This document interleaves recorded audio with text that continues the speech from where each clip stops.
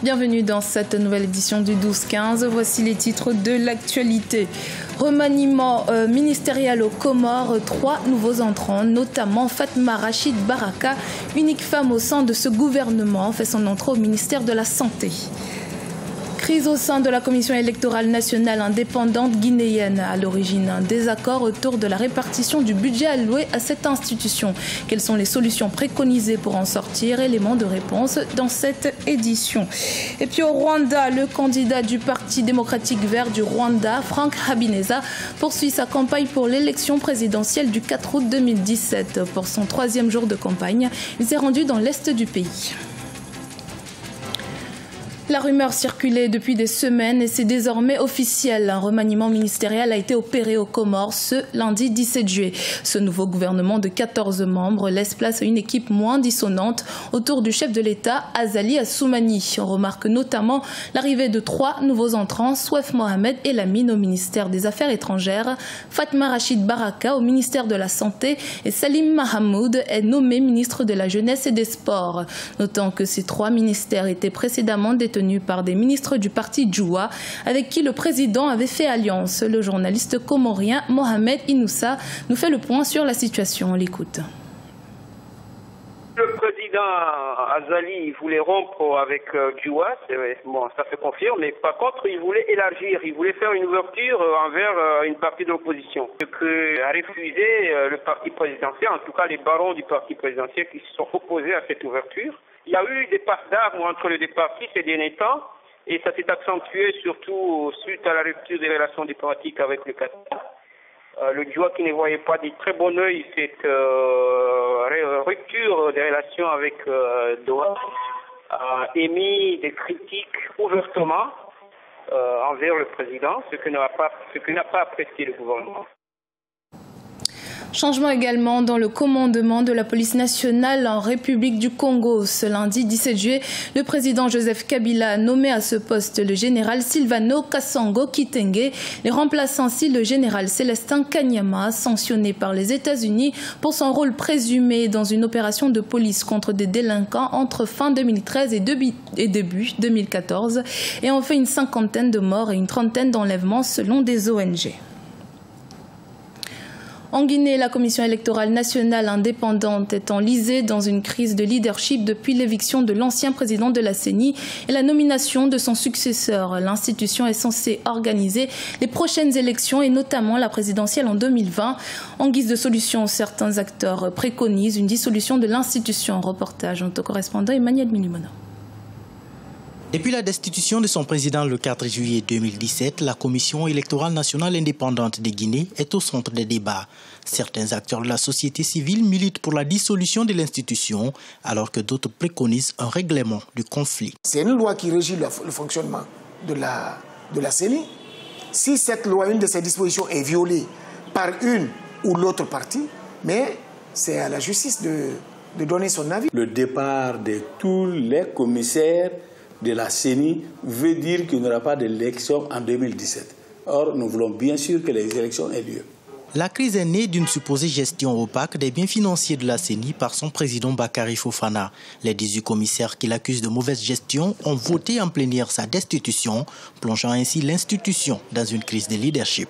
Il faut suspendre les activités jusqu'à ce qu'il y ait un audit administratif et un audit financier pour pouvoir redéfinir les règles de jeu et de fonctionnement de la CENI.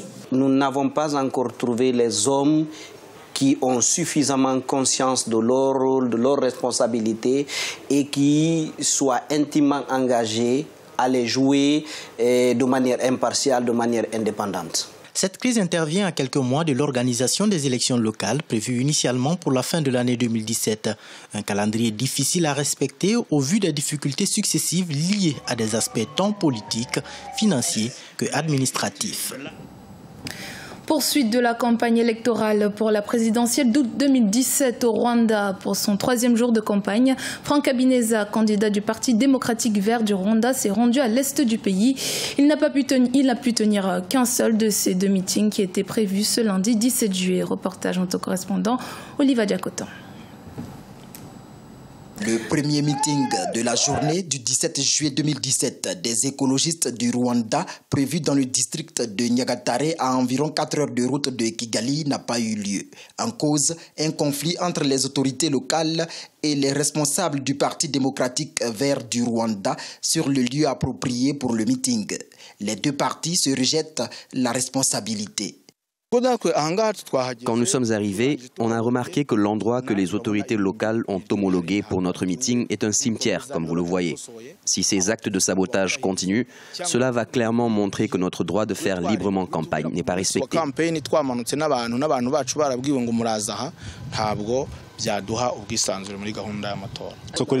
Nous n'avons voulu en aucun cas perturber leur campagne.